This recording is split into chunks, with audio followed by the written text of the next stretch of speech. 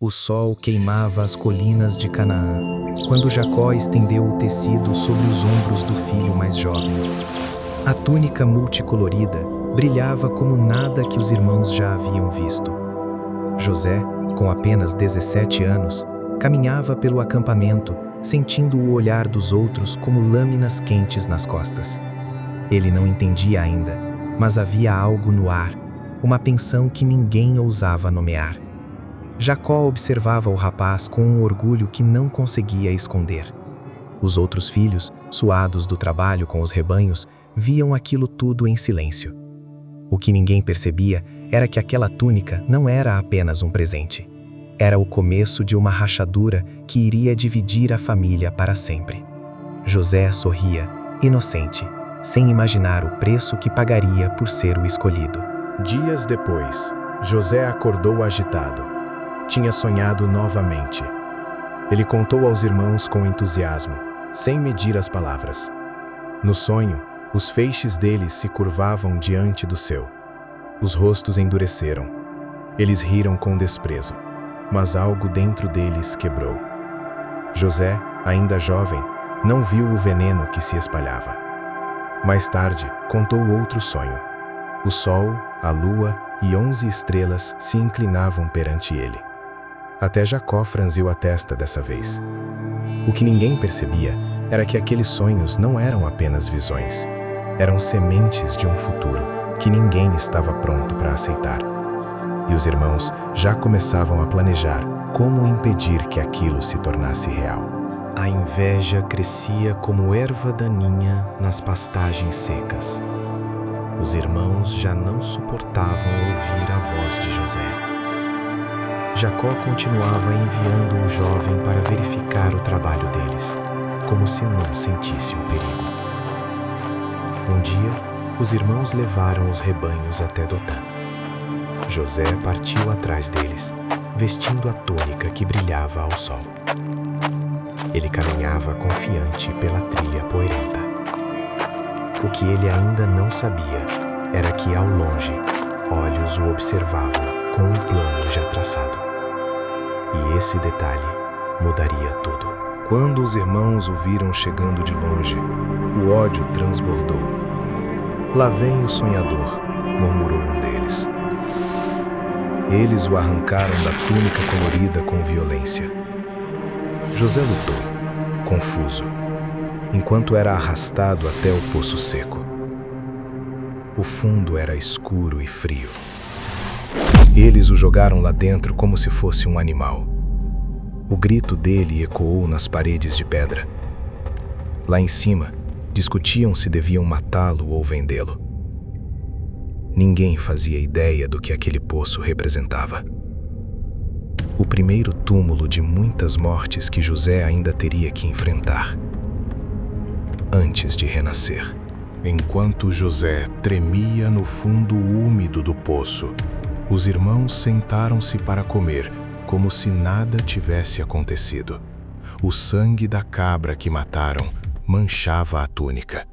Judá, com olhar calculista, viu a caravana de ismaelitas se aproximando. "Por que matar nosso irmão e esconder o sangue?", disse ele. "Vamos vendê-lo." O acordo foi rápido. 20 moedas de prata trocaram de mãos. José foi puxado para cima, sujo e aterrorizado. O que ninguém viu naquele momento foi o início de uma longa jornada que o levaria para as profundezas do Egito e para o centro do poder. A caravana seguia para o sul, rumo ao Egito. José caminhava acorrentado entre os camelos, o corpo dolorido, a mente em turbilhão. Ele olhava para trás uma última vez, vendo as colinas de Canaã desaparecerem. O cheiro de incenso e mirra dos mercadores enchia o ar. Ninguém na caravana imaginava quem era aquele jovem hebreu. Mas algo dentro de José começava a se formar, uma resiliência silenciosa. O deserto se estendia infinito à frente, e o Egito esperava, com seus palácios, seus deuses e seus segredos. Quando as pirâmides surgiram no horizonte, José já tinha aprendido a calar a boca. Os mercadores o venderam no mercado de escravos de Mênfis. Potifar, capitão da guarda de Faraó, viu algo diferente naquele jovem. Comprou-o sem pestanejar. Na casa luxuosa, José começou a trabalhar. Logo, tudo o que ele tocava prosperava. Potifar notava. Mas o que ninguém percebia era que a integridade de José estava prestes a ser testada de forma que ele jamais imaginara. Os dias na casa de Potifar corriam com uma ordem estranha. José subia de posição rapidamente, mas havia um olhar que o seguia por onde passava. A mulher de Potifar o observava. Seus olhos carregavam algo perigoso. José sentia o peso daquele olhar, mas mantinha distância. O que ninguém via era que aquela atração silenciosa estava prestes a explodir. E quando explodisse, levaria José de volta para as profundezas. O dia fatídico chegou. A casa estava quase vazia. A mulher de Potifar agarrou a túnica de José com força. "Deita comigo", exigiu. José resistiu.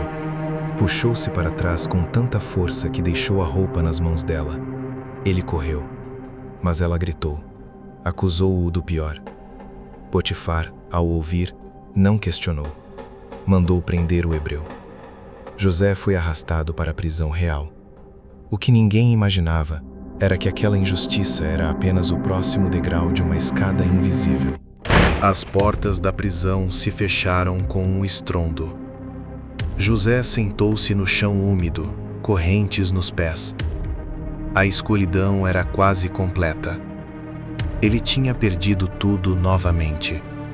A túnica colorida, a confiança do Senhor, a liberdade. Mas no silêncio da cela, algo se mantinha vivo dentro dele. Um dom, um sonho. E enquanto ele esperava no escuro, o Egito seguia seu curso, sem saber que o homem capaz de salvar a nação inteira estava ali, esquecido nas sombras. Antes que fosse tarde demais. Nas profundezas da prisão real, o tempo parecia não passar. José foi colocado para servir os outros prisioneiros. 2 homens importantes chamaram sua atenção: o copeiro e o padeiro do próprio Faraó. Ambos haviam caído em desgraça. José os observava em silêncio. Uma manhã, notou que os 2 pareciam perturbados.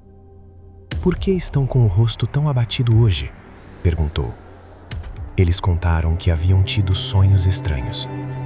José sentiu algo se mexer dentro dele. O dom que o havia metido em problemas antes, agora poderia ser a única luz naquela escuridão. O copeiro falou primeiro. Sonhara com uma videira que brotava rapidamente, 3 ramos carregados de uvas que ele espremia na taça do Faraó. José escutou com atenção. "O sonho é bom", disse ele. "Daqui a 3 dias você será restaurado ao seu cargo." O rosto do homem se iluminou. Mas José não parou por aí. Pediu um favor simples: que se lembrasse dele quando saísse. O padeiro, animado, contou o seu: 3 cestos de pães na cabeça e aves devorando tudo. José hesitou. A interpretação não era boa. 3 dias e ele seria executado. 3 dias depois, tudo aconteceu exatamente como José havia dito. O copeiro foi restaurado. O padeiro foi morto. José ficou esperando. Dias viraram semanas. Semanas viraram meses. O copeiro, no luxo do palácio, esqueceu completamente do jovem hebreu que salvara sua vida. José permaneceu na prisão. O silêncio era pesado. O que ninguém via era que aquela espera forçada estava moldando algo maior dentro dele. Uma paciência que o Egito inteiro precisaria em breve. 2 anos inteiros se passaram. No palácio, Faraó acordou sobressaltado. Tinha sonhado. 7 vacas gordas saíam do Nilo, seguidas por 7 vacas magras que as devoravam. Acordou, mas dormiu novamente. Agora eram 7 espigas cheias, devoradas por 7 espigas secas. Nenhum mago do Egito conseguiu explicar. Foi então que o copeiro finalmente lembrou-se. Há um hebreu na prisão, disse ele. Faraó mandou buscar José imediatamente. O que ninguém imaginava era que o momento que mudaria a história do Egito estava prestes a acontecer. José foi tirado da prisão às pressas. Lavaram-no, vestiram-no com roupas limpas. Ele parou diante do homem mais poderoso do mundo. Faraó contou os sonhos. José ouviu sem interromper. Não sou eu quem interpreta, disse calmamente. Deus é quem dará a resposta. O salão ficou em silêncio. José então explicou. 7 anos de fartura viriam. Depois, 7 anos de fome terrível. O que ninguém percebia era que aquele jovem escravo estava, naquele exato momento, salvando o Egito de um desastre. Faraó ficou impressionado. Onde encontraríamos outro homem como este, em quem está o Espírito de Deus? Perguntou. Em poucas horas, José foi elevado. Anel de selo, vestes de linho fino, corrente de ouro. Aos 30 anos, tornou-se o segundo homem mais poderoso do Egito. Ele percorria os campos, supervisionando a coleta de grãos. Armazéns gigantes eram construídos. O povo via um egípcio de sucesso. Poucos sabiam que por trás daquela autoridade havia um hebreu que já havia perdido tudo 2 vezes. Durante os 7 anos de fartura, José trabalhou incansavelmente. Casou-se, teve 2 filhos, Manassés e Efraim. Mas mesmo no conforto do palácio, ele não esquecia. O nome dos filhos carregava a dor do passado. Deus me fez esquecer todo o meu sofrimento, dizia. Os celeiros transbordavam. O Egito nunca esteve tão rico. José viajava de cidade em cidade, organizando tudo.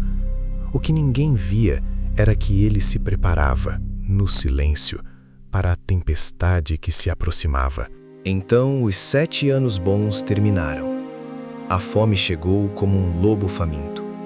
Primeiro em Canaã, depois em todo o mundo conhecido.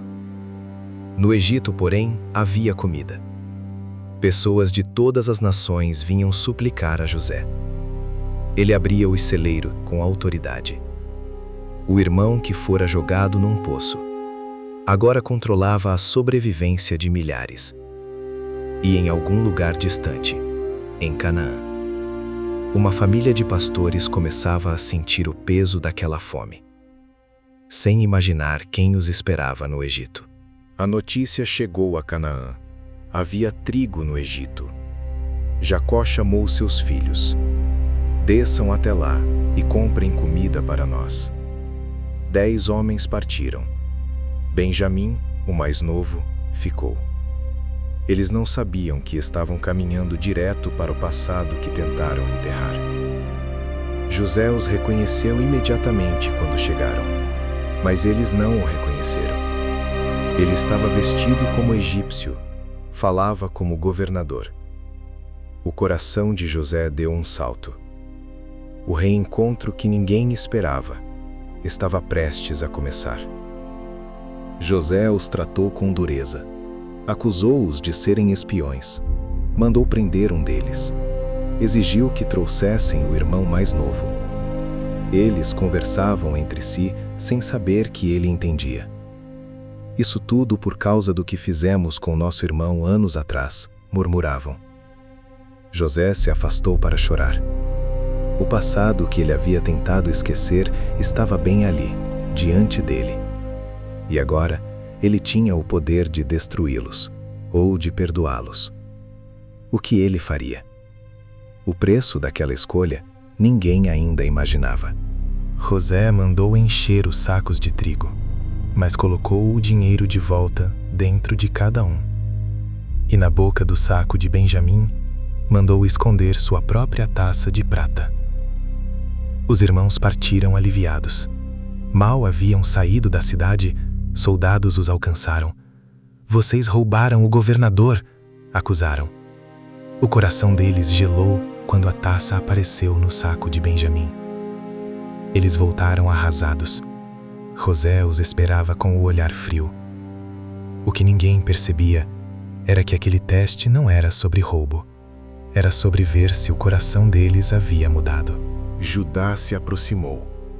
Sua voz tremia, mas ele falou com coragem. Contou a história toda. Como haviam perdido um irmão. Como o pai já havia sofrido demais. E que ele mesmo ficaria como escravo no lugar de Benjamim. José ouvia cada palavra. Algo dentro dele se quebrou. Anos de dor, de solidão, de poder. Tudo veio à tona. Ele mandou que todos saíssem do salão. E então, pela primeira vez em décadas, José chorou alto. O governador do Egito desmoronou diante dos próprios olhos. José não aguentou mais esconder. "Eu sou José", disse ele com a voz embargada, "aquele que vocês venderam para o Egito." O silêncio que caiu foi mortal. Os irmãos recuaram aterrorizados. José viu o medo nos olhos deles. Poderia destruí-los com uma palavra. Mas, em vez disso, estendeu os braços. "Não fostes vós que me enviastes para cá. Foi Deus." O que ninguém esperava era que o homem com poder absoluto escolhesse o perdão. Ele os abraçou um por um. O choro encheu o salão. Anos de separação, de culpa, de dor, tudo se dissolveu ali.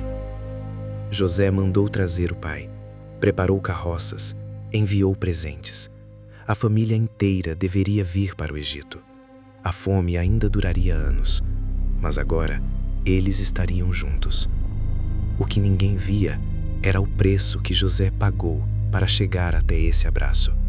O poço, a prisão, a solidão. Tudo tinha um propósito. Jacó, ao ouvir que José estava vivo, quase não acreditou. A longa caravana partiu de Canaã. Quando o velho pai e o filho se reencontraram, o abraço foi longo. Jacó disse: "Agora posso morrer em paz, pois vi que você está vivo." José apresentou a família a Faraó. O rei lhes deu a melhor terra de Gósen. O filho rejeitado agora sustentava toda a casa de Israel. Mas nem tudo era luz. Havia feridas que ainda doíam em silêncio. Os anos passaram. Jacó envelheceu e morreu. Antes de partir, abençoou cada filho. José chorou novamente. Enterrou o pai em Canaã, como ele havia pedido. Ao voltar para o Egito, os irmãos ficaram com medo. Agora que o pai morreu, José vai se vingar, pensaram. Eles se jogaram aos pés dele mais uma vez, mas José os levantou. Vocês pensaram mal, mas Deus pensou o bem. O perdão não foi uma vez, foi uma escolha diária.